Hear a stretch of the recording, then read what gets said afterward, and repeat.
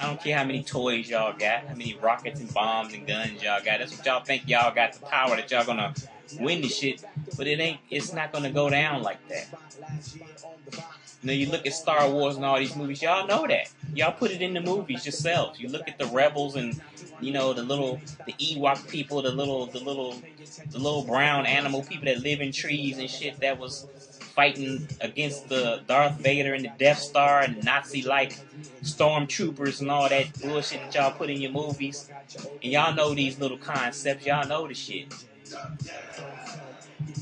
You dig what I'm saying?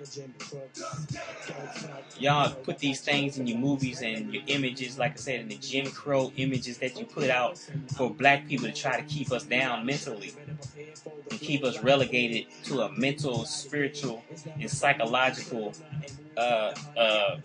limit. You understand? So I want to let my young nation know that, you know, y'all need to recognize these things. Look at these old movies. Look at your old movies from the 70s, y'all.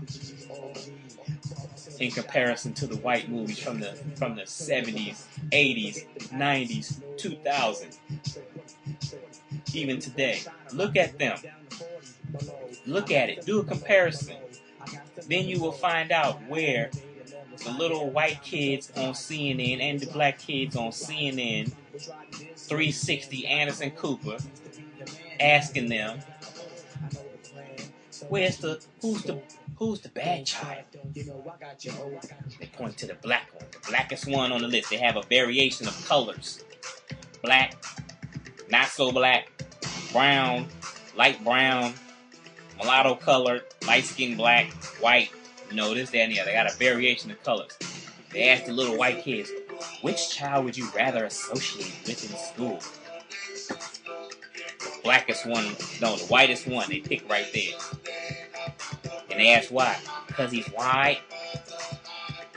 Which child is the dumb child? The little girl was even surprised herself. Dumb child? What do you mean, dumb child? But after she got over her surprise, she went on and made her decision and picked the black child. Which one is the bad child? Other little white girl, white boy. This one. You know what I'm saying? Where they get it from? They 7, 8 years old. Post-racial America. Where they get that shit from? Their parents ain't even know where they get it from. It's some kind of mysterious ass phenomenon that's going on. No, it ain't no phenomenon.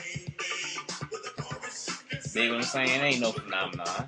You know what I'm saying? There's some serious racism, white supremacy going on in the country that peoples need to address. You know what I'm saying? White people too. You know, you look at footage of the old civil rights, and we in the Woolworths trying to get some Coke and fries and sit down and chill with the American dream, and here we got these violent, crazy, psychotic ass white kids jumping all over us, punching us, throwing French fries, and acting like barbarians and acting like fucking animals and shit, acting like cavemen and shit, acting like cavemen with clothes on, dumping milkshakes on our heads and all this and that. You understand? Oh, but we the savages and we the crazy ones. It's us. We sat there and showed the whole world our spiritual fortitude and our ability to control ourselves and our emotions and our commitment to making the country what y'all said so-called is supposed to be. We sat there and let y'all take out that, you know, your primitive ass emotions on us with the violence and all that. It's on film. It's documented. You know, the women let you beat on them. The black boys and the black men let you beat on them. We let y'all do that. You understand what I'm saying? And what we didn't let y'all do, you know, you sick the government on us. The government rose up against us with dogs, water hoses. You know what I'm saying? So for people to say, get over it, no, that's the wrong thing to say.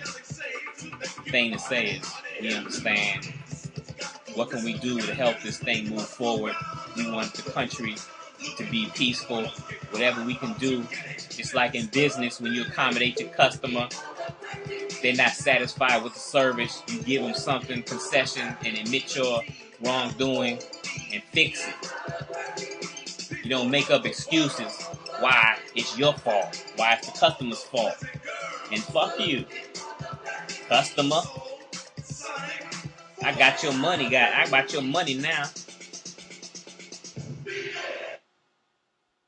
You understand what I'm saying? So that's not how we move forward. That's not what people want to hear. We don't want to hear that shit. White people are just crazy in their damn head. You heard that bullshit letter that fool Mark Lewis from the Tea Party wrote to Abe Lincoln from black people as if we still want to be slaves, and you know the letter said something like this is some shit I made about Mark Lewis recently.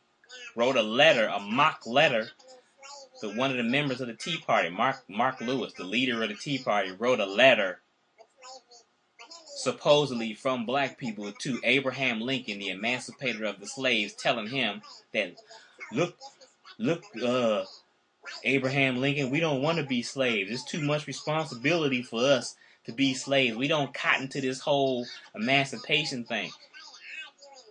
You understand? Then you have Breitbart and this person coming out against Shirley Sherrod, to accusing her of some old convoluted bullshit.